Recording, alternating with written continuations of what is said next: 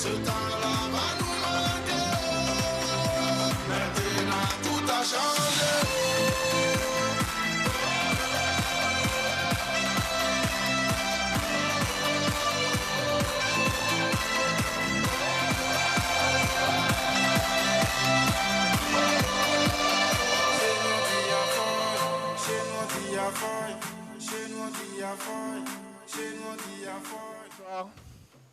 Good evening.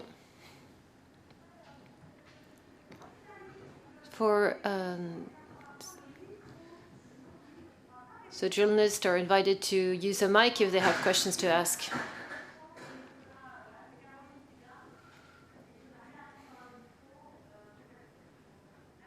So Louis, how does it feel to eat a real meal? Because I thought you had, I think you had problems with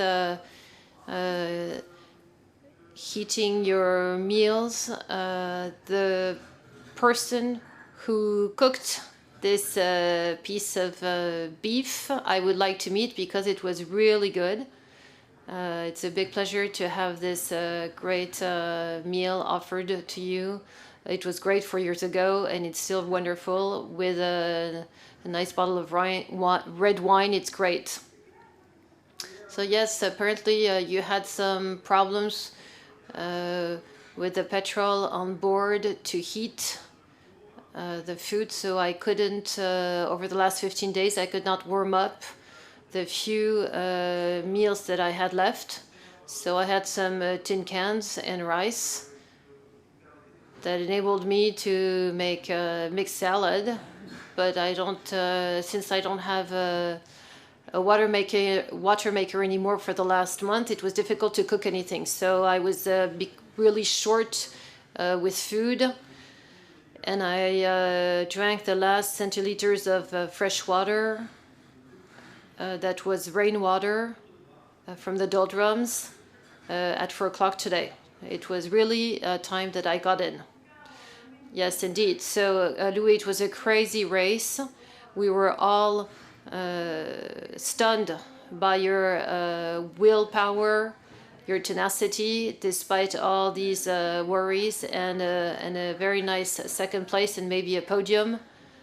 So what is your feeling today? Are you relieved? Are you satisfied? What are your feelings now?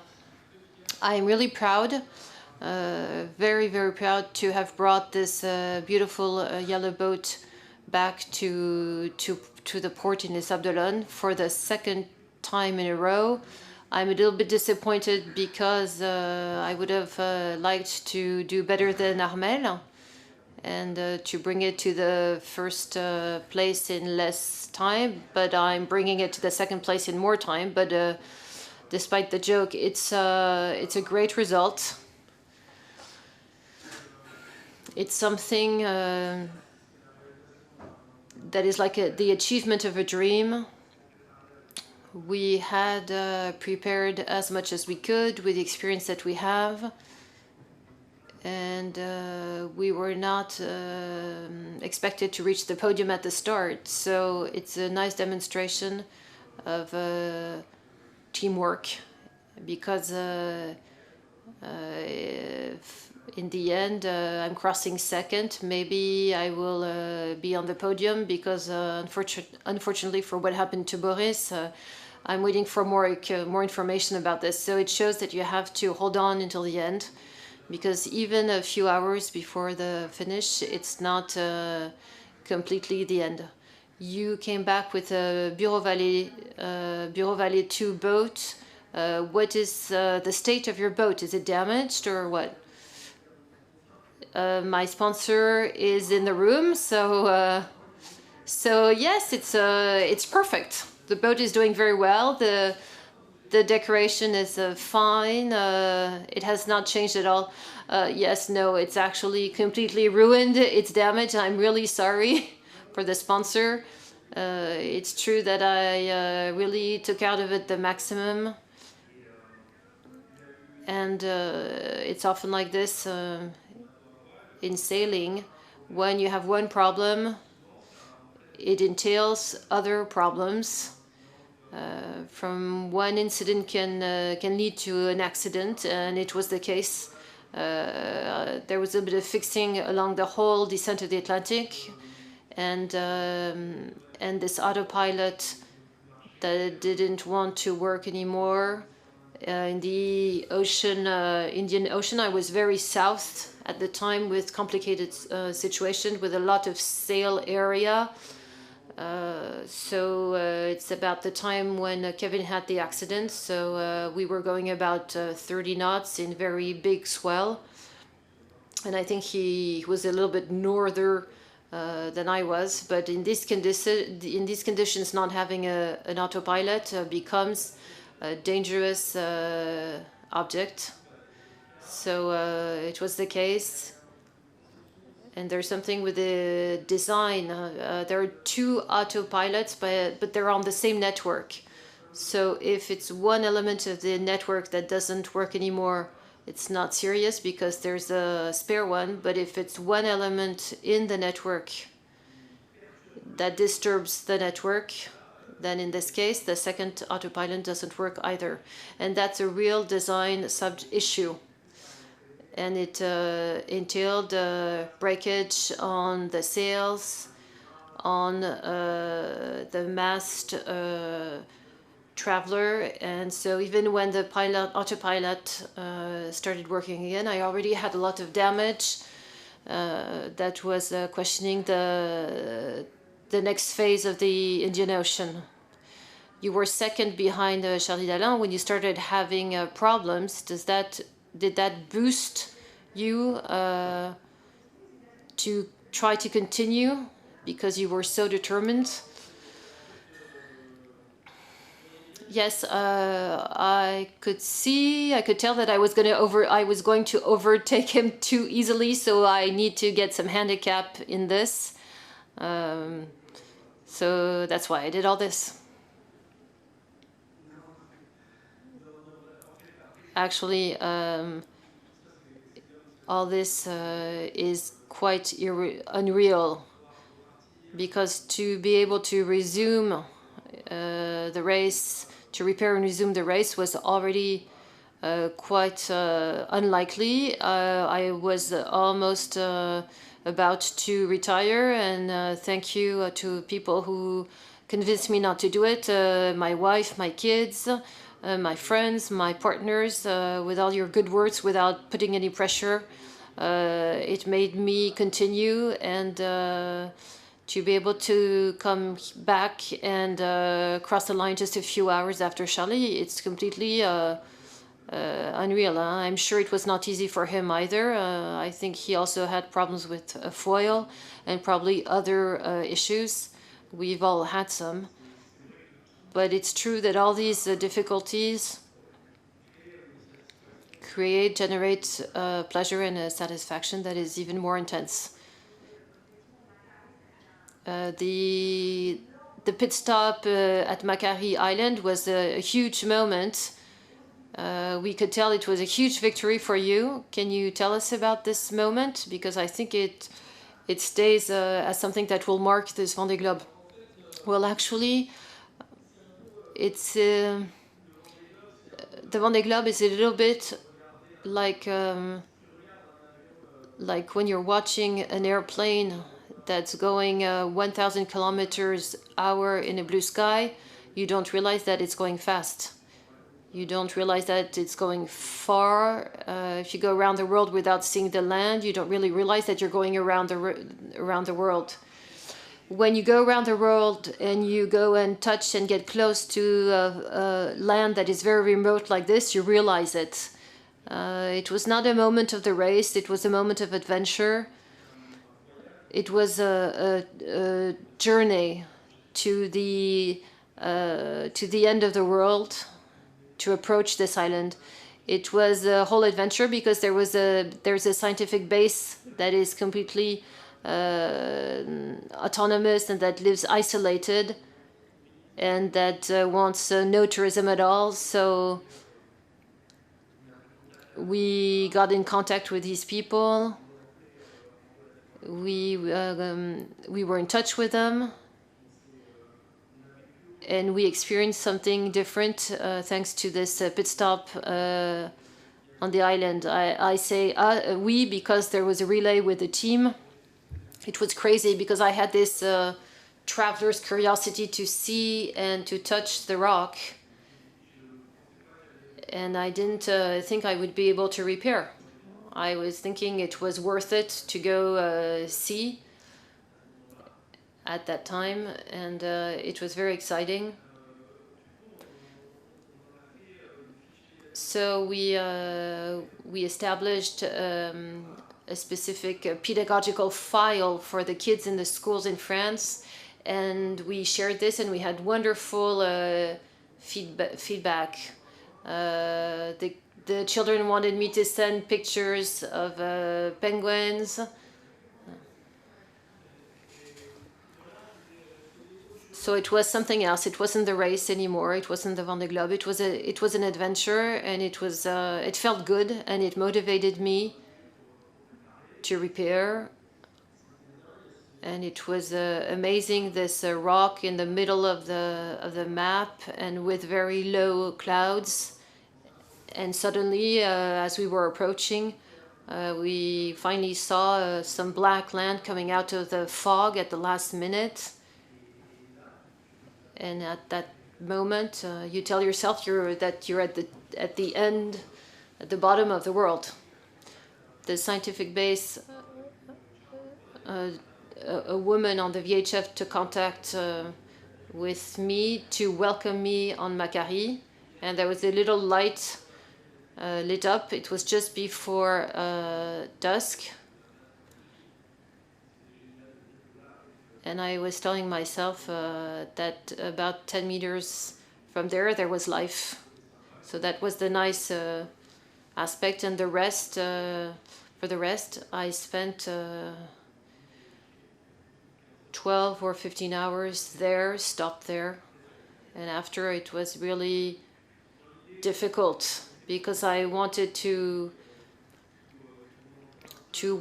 slide under 2.5 or 3 hours with a storm sail, but it was not like this. I had to go up during the night. I set up the system. I had to go back down and then go back up the mast. And then I had to go to the north of the island, and I had to set up a system as we had planned, and that's where I did the video to say I'm going back to Les Sables, and then after the first jibe, the mainsail falls again, and I wanted to stop, and I don't know why or how they managed to convince me again. I went up a third time, and the halyard broke, but there's still the pulley up there. And after that, it was the race that took over. I was exhausted. I missed a few weather indications because I didn't wake up. I managed to reach the peloton. I go northerly, and I was very tired at that time, so at some point I didn't hear the alarm clock, and I entered the AEZ, and I lost 2 extra hours. And after that, it was completely crazy. The boat was running well, and the Cape Horn went well also. Everything succeeded in a very positive way until the beginning of the doldrums. Now for journalists, if there are any questions.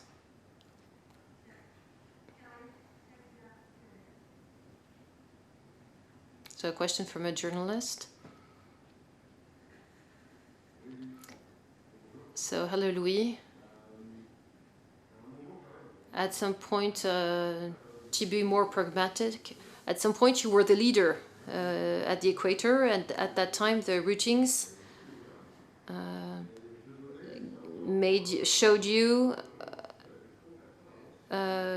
getting out of the anticyclone with 3 or 4 hours in advance. And what happened? So that didn't happen finally as expected. Did something happen at that moment that justified that you didn't come out of the zone with 4 hours advance? Yes, it's true. I was in this option. I was certain it was the best. I was going more westerly in the doldrums, more than Charlie Dalin. I cross through it and I get out more westerly also.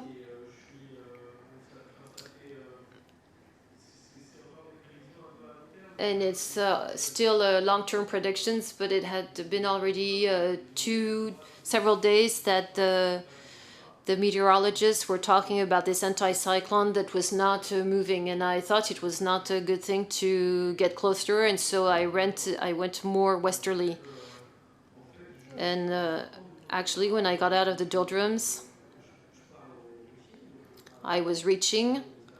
It's quick, but it's stronger on the sails, and the halyard of the mainsail broke at that moment. It was the first night after the doldrums, and the halyard of the mainsail broke then. The JV fell on the deck. I spent 5 hours trying to fix a system with the halyard with the J1. So it was not a great system, but it enabled me to hoist the mainsail until the first reef, but not to the top of the mast. So I lost 5 hours at that moment. So the hours that I don't have at the exit of this option are there.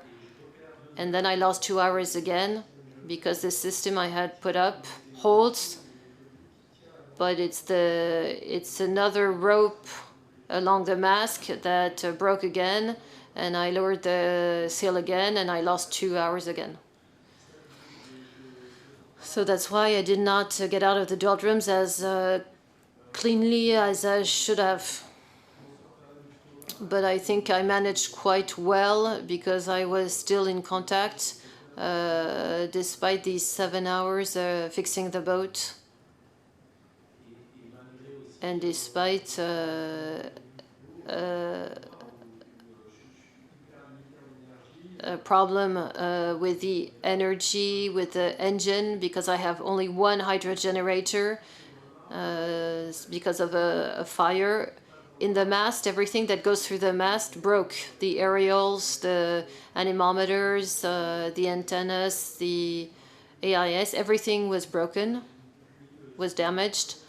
So I put a third system that we usually put at the back. So I set that one up, and it was another manipulation to make.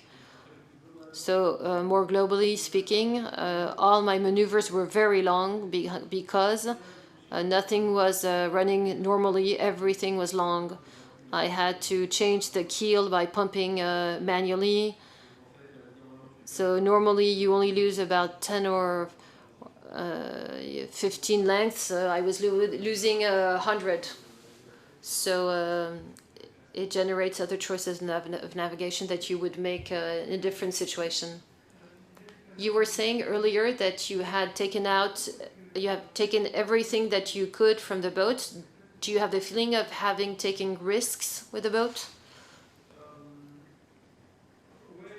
Yes, I took some risks.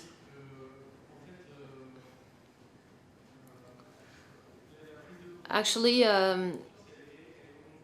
you become aware. I became aware when I learned that Kevin, in the same conditions and in the same speeds, had folded into a boat that was designed by the same architects as mine. So in this case, I told myself, you took some risks. But if we go in detail, PRB was an older boat that was not designed for foils at the start. The foils are stronger and more powerful than on my boats. So finally, if the boat is still here, maybe I didn't take that many risks.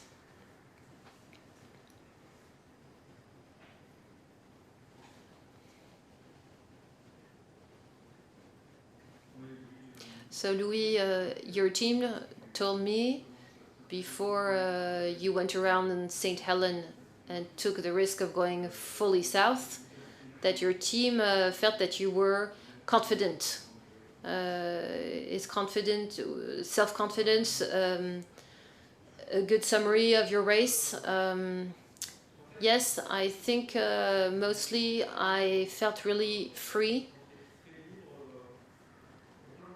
for many reasons that may seem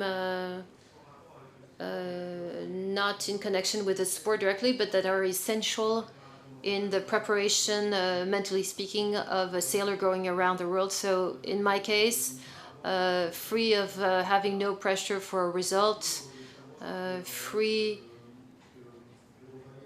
knowing that Bureau Vallée trusts me and will continue after the race and doesn't put any pressure, no additional pressure by saying that you must succeed if you want to continue. It's a philosophy that they've had in regards to me for 10 years, and it has brought me almost to finishing all my races. The freedom of being able to do my best and just surprise everyone and be happy with any small success and trust the boat and the speed. Because of course I stole this start, but it's very different. A few people came with me to do the runs at Azimut. The big foilers were much faster than us. We observed that it's very different when we're alone. Yes, I missed the start, but I saw that I knew I had a good speed. And the difference of speed with the new foilers is not the same when you're four on the machine exploiting everything, or when you're just one person with a human constraint to exploit the boats. So to take the start and see that I had a good speed, breaking the bulk head, coming back on the group, going down along Brazil, and catching up Kevin, and then overtaking them, and then him overtaking me. All this gives confidence, and it's really pleasant. It's like a video game. Instead of using your thumbs, you use your arms and your head. It was very pleasant, and it gave me a lot of confidence, and made me want to continue and go even faster and win some places. Do we have a question from the New York Times?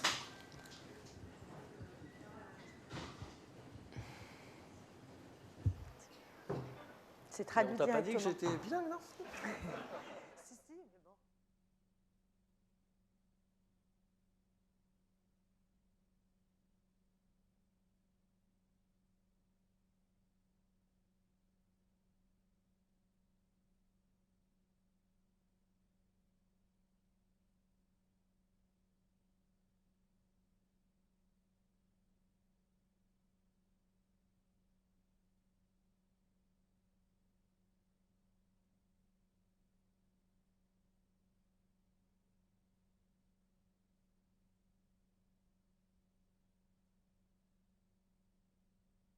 Goals did you set for yourself after that, with all the confidence you had leading up to that, but with that setback? What goals did you set for yourself after Macquarie Island?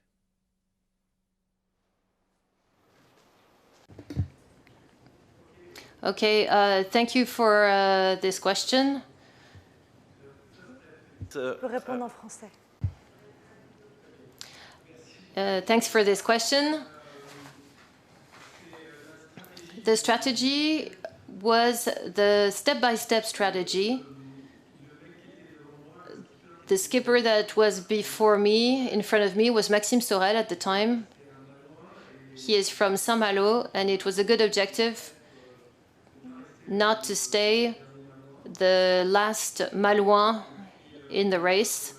And once it was good for Maxime Sorel, the idea was to catch up with a peloton and mostly all the boats that were behind me at the beginning of the race. So I took each little objective one after the other. And that's what, without looking very far, but just looking just in front of the bow, progressively, I realized that I was reaching the objectives that I had set for myself one after the other without any pressure, and for which I received messages of happiness and joy from my friends, from the partners, and from my relatives, and it was a good feeling for me to have this feedback. And when I was second in the Indian Ocean, Servan had promised me that she would send me a picture of her in a very light clothing if I was second at Cape Lewing, or I was not second at all. I was not second at all, so I wanted to re-motivate her, but I think in the end I never had a picture, so it was a legend.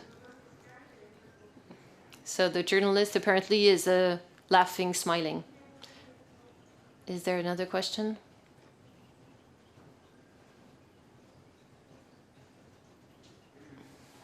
Yes, Louis. I wanted to speak about a subject that I discussed with your brother a few days ago. In the image that you give of yourself,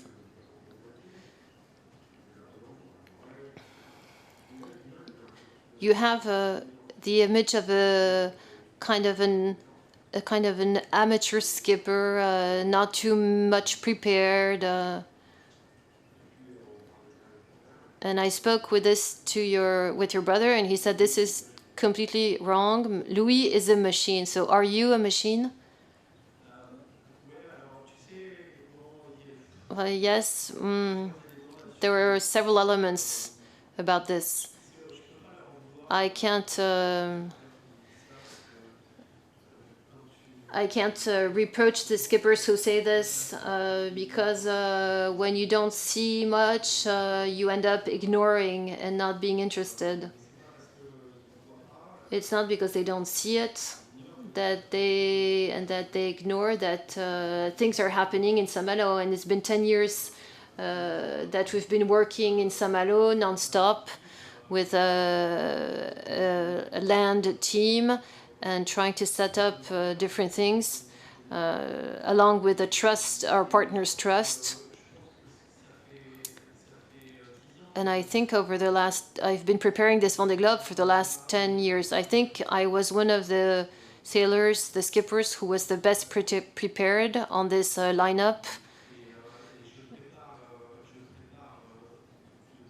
And I have been preparing for 10 years, and I'm going to prepare in the next 4 years, also the one that I would like to run in 4 years. So I've been working on the Vendée Globe for 14 years, so I don't think I'm less prepared.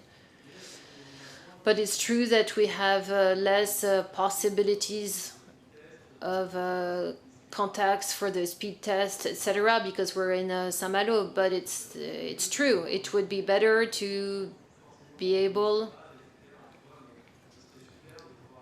to go from time to time to train with the other boats. We talked about it at some point with Alaxam's son because he's not very far, because he's on the other side of the channel, but it's not as obvious as it seems because we have our own schedule. The boats are very complex. To do 30% on the water, we spend 70% preparing them and repairing them and improving them because they're very high-level machines. And you have to say, because it's the truth, that in 2011, I arrived quite suddenly at Paul de Course au Large de Port-la-Forêt, and they refused to welcome me. So it's not a legend. I don't hold a grudge, but it's true. It doesn't help to get prepared with them.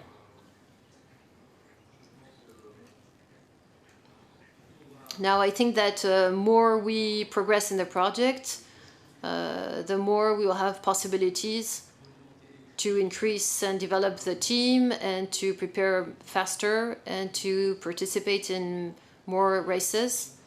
I hope we will be able to go around Europe in June with the organizers of Ocean Race, and of course the Jacques Vabre, the Route du Rhum, and all the intermediary races. But once again, we have been writing a story over the last 10 years, and we write it at a pace that doesn't rush or brutalize anyone, and that's our pace. And I'm quite happy that it had this outcome as a second place crossing the line. Talking about the people from the south coast of Bretagne, Michel Desjoyaux and Jean Le Cam, who have declared that they would like to see Louis Burton winning this Vendée Globe. How do you feel? Because they're not going to make friends with this statement. It inspires me that it's really nice and charming from their part. Michel Desjoyaux is a friend, so for sure it helps to support me. And Jean is a myth in sailing, in ocean racing. I have a lot of respect for him, and I'm very flattered that he said this. I'm pleased to learn it. I think he is also outside of the norm, the standard 100% Paul de Port-la-Forêt. So he cultivates kind of a difference that suits him well, and it's his. And probably in some aspects we are similar, or maybe I just go too far and he just likes the options that I took, and maybe that's enough for him to want me to win. But whatever the case, people of Bretagne South are welcome to people to Bretagne North to come and see us. So Louis, you're actually announcing that you will take the start again in 4 years to win with this boat or with another boat? Actually, I haven't been able to speak with my sponsor yet. So yes, of course, I would like to try again to win, or to target a victory at least. There's a little bit of reflection and to have and time to take between today and the choice of a boat. You really have to mature this well. There have been recent votes also in the IMOCA class that will give a frame to the foils. So you really have to go in details, the safety coefficients, how you will design the parts. Will they be as good with these designs or with older generation designs?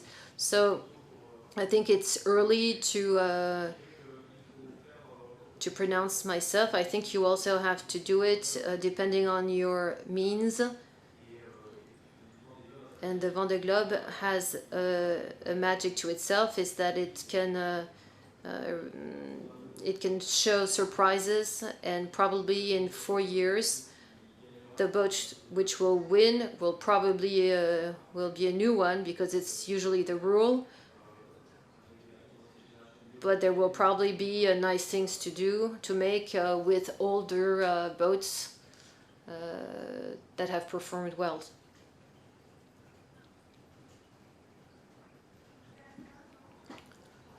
Thank you, Louis. Thank you, congratulations.